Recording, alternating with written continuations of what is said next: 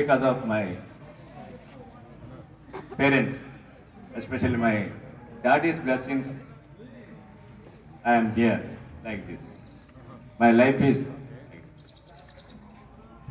ఆయన యొక్క ప్రార్థన ఫలితమే నేను ఇక్కడ నిలబడటానికి కారణం. తర్వాత రెండో విషయం, మరి నేను ఈ కార్యక్రమం జరిపించుకుంటాను అనుకోలేదు. నేను అంటే ఎయిడెడ్ స్కూల్ నుంచి గవర్నమెంట్ స్కూల్లో మెర్జ్ అయిన తర్వాత మరి ఇక్కడ సాగినటువంటి నా ప్రయాణం అతి కొద్ది కాదు.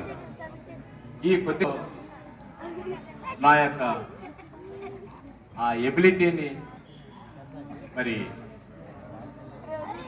నిరూపించుకోవాలంటే సమయం సరిపోదని చెప్పేసి అనుకున్నాను. By God's grace, with all of our staff members cooperation 80% నేను సక్సెస్ అయ్యానని చెప్పేసి నా పర్సనల్ ఫీలింగ్. పిల్లలకి ఒకటే మాట చెప్తుంటాను, క్రమశిక్షణ. ఉన్నటువంటి స్థితి ఉన్నతమైనటువంటి స్థితి.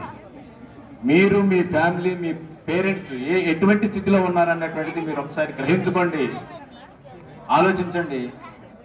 ఆ స్థితి నుంచి ఉన్నతమైనటువంటి స్థితికి రావటానికి ప్రయత్నం చేయండి. దానికి నిదర్శనం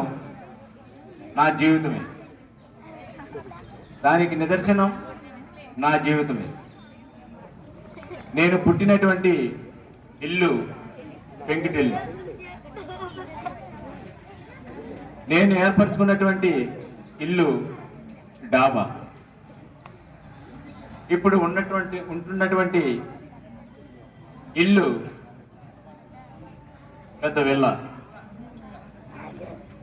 అంటే ఎందుకు చెప్తున్నానంటే, ఉన్నటువంటి స్థితి నుంచి ప్రతి ఒక్క మనిషి కూడా ఉన్నతమైనటువంటి స్థితికి వెళ్ళడానికి ప్రత్యేకించి విద్యార్థులు ప్రయత్నం చేయాలి.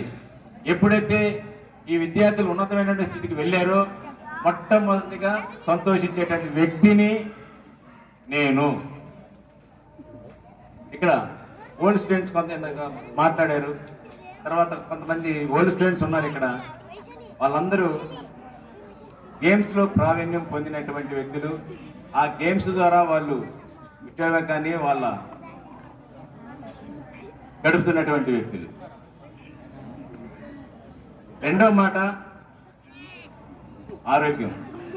ఆరోగ్యమే మహాభాగ్యం. Health is wealth. అది కాపాడుకోవాలి. డబ్బు కన్నా ముఖ్యమైనటువంటిది ఆరోగ్యం ఉంటేనే మనం ఏదైనా చేయగలం. దయచేసి అప్కమింగ్ స్టూడెంట్స్, విద్యార్థులనే కాదు, ఎవరైనా సరే, ఎవరికైనా కావాల్సింది, చిన్నపిల్లలు మొదలుకొని అందరికీ కావాల్సింది ఆరోగ్యం. అటువంటి ఆరోగ్యాన్ని ఈ వ్యాయామం ద్వారా మీరు సంపాదించుకోవాలి. వ్యాయామం ద్వారా. సో పిల్లలకి చెప్పాల్సింది.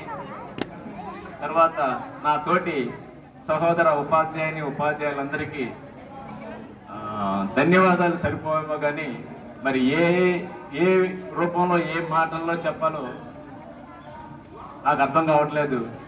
చేతులకు నమస్కరిస్తున్నాను. మీరు నా ఎడల చూపించినటువంటి ఈ ఆదరాభిమానాలు